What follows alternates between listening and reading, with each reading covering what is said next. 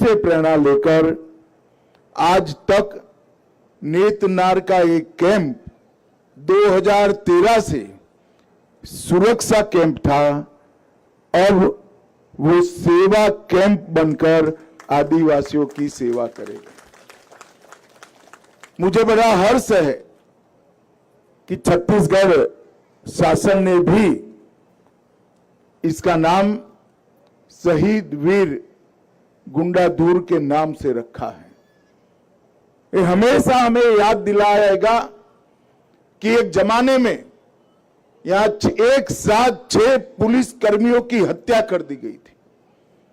यहां के स्कूल उजाड़े गए, यहां के अस्पताल उजाड़े गए, यहां पर राशन नहीं पहुंचने दिया, यहां रोजगारी और शिक्षा नहीं पहुंचने दी, बैंक की तो कल्पना भी नहीं आने दी। और आज वही जगह पर जहां हमारे 6 जवान शहीद हुए थे, वहां गरीब आदिवासियों की सेवा करने का एक तीर्थ स्थल बनने का काम आज शुरू हो रहा है। मित्रों, जब हमने नक्सलवाद के खिलाफ लड़ाई शुरू की, दिल्ली के बड़े बड़े बिल्डिंगों में बैठकर कागजों पर और कंप्यूटर पर इसका चित्रण देखते थे, मगर 2020 में जब मैं यहां आया तब इसकी विभीषिका से मेरा रूबरू परिचय हुआ। ढेर सारे आदिवासी भाई बहन जिनका कोई दोस्त नहीं था, खेत में जाते थे और आईडी से उनके पैर उड़ गए। ढेर सारे बच्चों को स्कूल से ही उठाकर पूरे जीवन के लिए नक्सलवादी बनाया गया। और जनता ना सरकार के न्याय के नाम से कई निर्दोषों को सार्वजनिक रूप से फांसी देने का काम किया गया। देश आजाद तो हो गया, मगर आजादी यहां तक पहुंचने नहीं दी।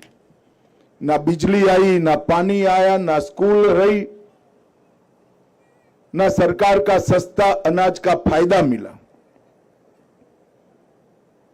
और जब नक्सलवाद का समाप्ति का संकल्प लिया गया, इसका उद्देश्य नक्सलवादियों को समाप्त करना नहीं था।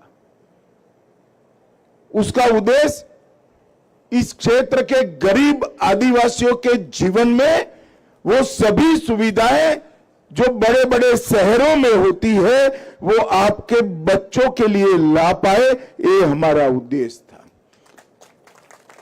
और मुझे हर्ष है, नियत नेल्ला नार के नाम से एक योजना चलाकर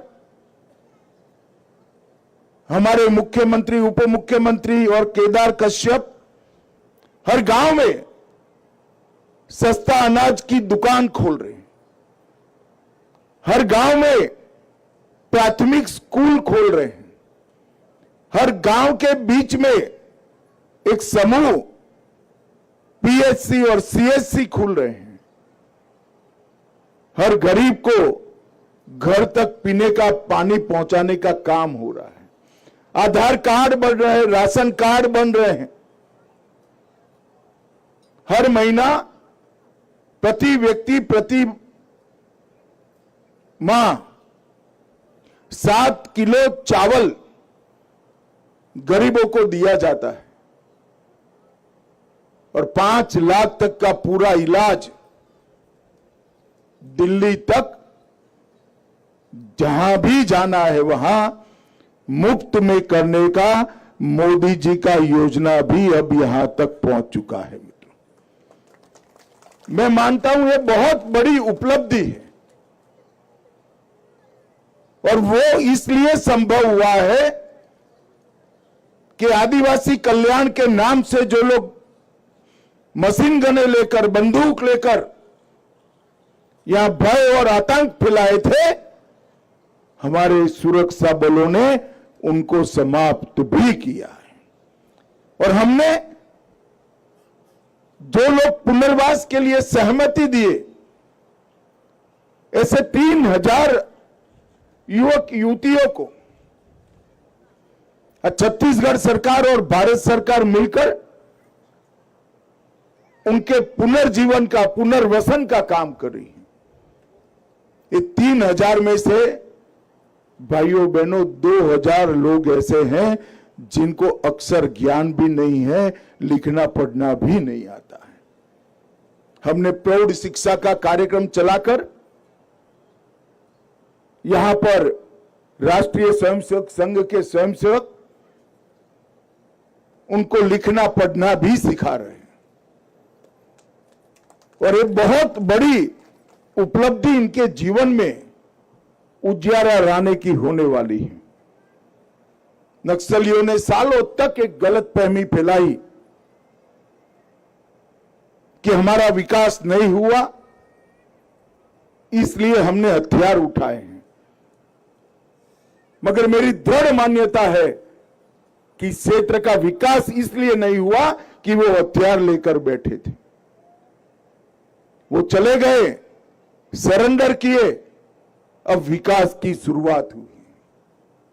मैं आज शहीद गुंडाधुर की इस भूमि पर पूरे बस्तर के आदिवासी भाइयों बहनों को एक वादा कर कर जाता हूं, 1 साल में सरकार को हम रायपुर से आपके गांव तक लाएंगे, किसी को रायपुर जाने की जरूरत नहीं पड़ेगी।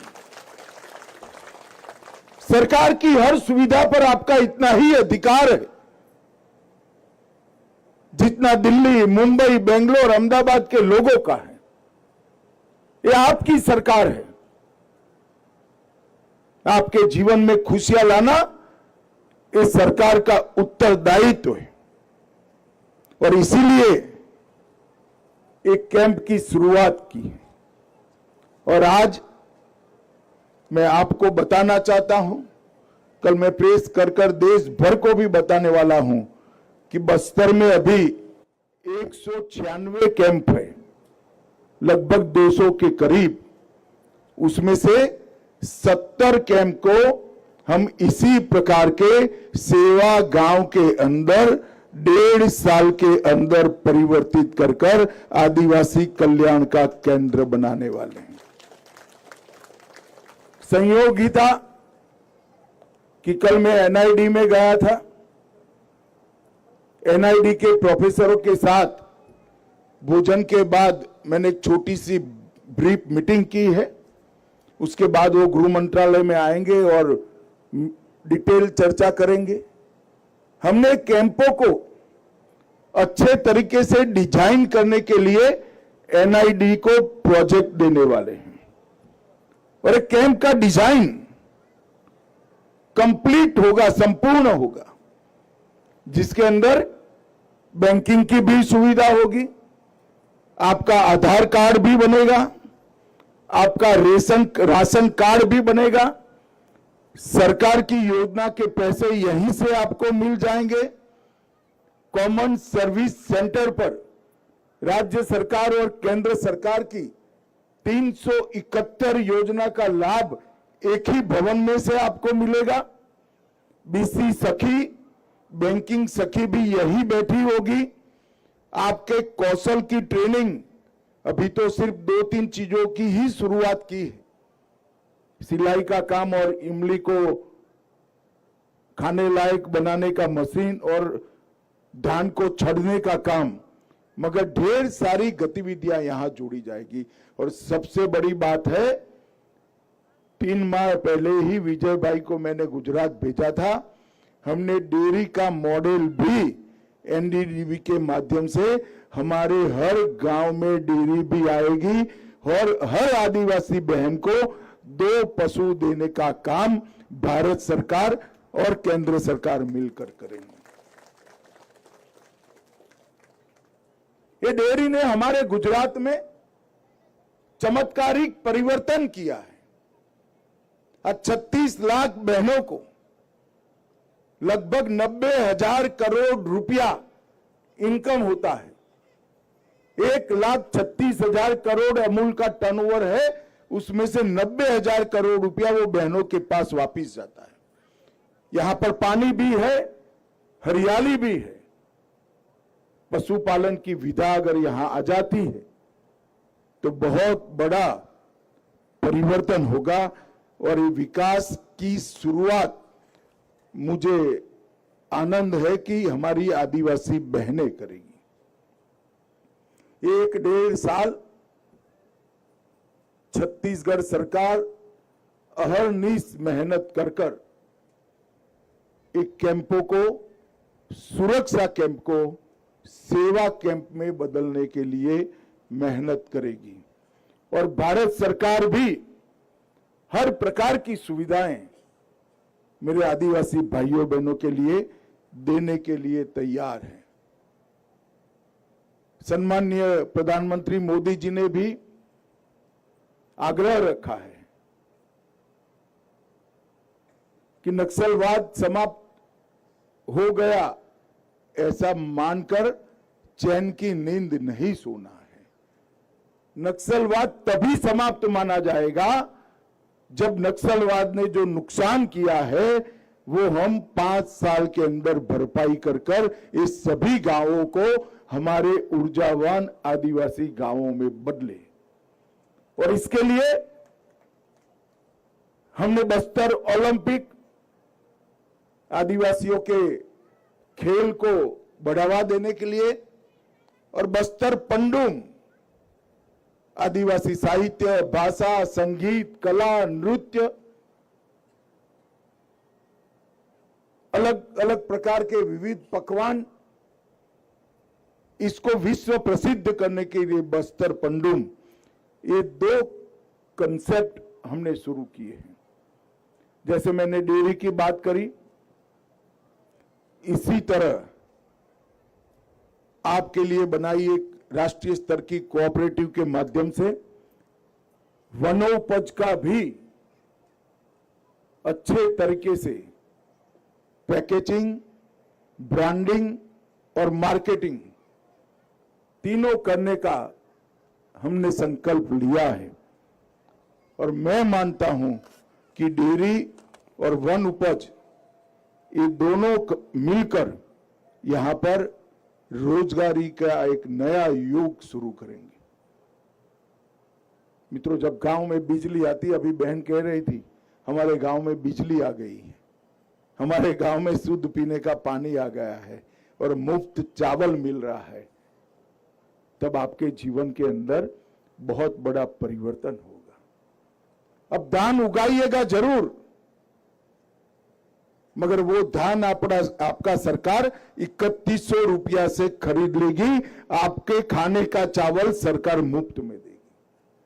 तो धान का पैसा आपके बच्चों के विकास के लिए बच जाएगा, डेयरी का पैसा आपके बच्चों के विकास के लिए बच जाएगा, और वन उपज का पैसा भी आपके बच्चों के विकास से बच जाएगा।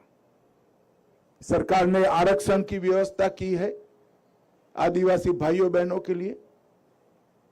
कहीं पर भी नौकरी की एडवर्टाइज निकलती है तो 15% आरक्षण आपके लिए सुनिश्चित है। एक बार बच्चे को पढ़ा लिए तो उसको सरकारी नौकरी भी मिलेगी और उद्योगों में भी नौकरी मिलेगी। मैं मानता हूं कि यही दिन के लिए शहीद वीर गुंडाधुर ने ये विद्रोह किया होगा, ये आजादी का आंदोलन चलाया होगा, और आज उनकी ही भूमि को इसीलिए पसंद किया गया है कि आजादी देश भर में तो 77-78 साल पहले आ गई, मगर हमारे बस्तर में 31 मार्च 2026 के बाद आजादी का सूर्योदय हुआ है। और मैं आज विश्वास दिलाकर चाहता हूं, ये जो देरी हुई है उसका पूरा नुकसान हम बहुत जल्दी भरपाई करेंगे, और यहाँ के क्षेत्र के लोगों के विकास के लिए भारत सरकार और छत्तीसगढ़ सरकार कोई कसर नहीं छोड़ेगी।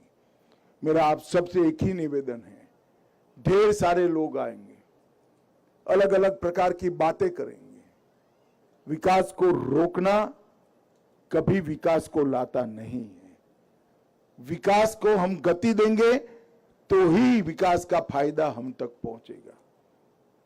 ये बात हमें समझनी भी पड़ेगी और समझानी भी पड़ेगी।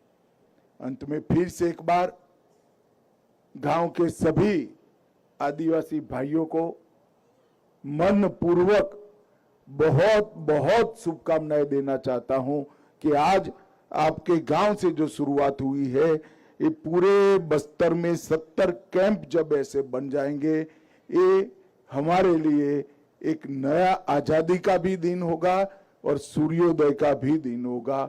आप सभी को बहुत बहुत शुभकामनाएं। जोहार, प्रणाम, नमस्कार। हेलो, बहुत बहुत धन्यवाद महोदय।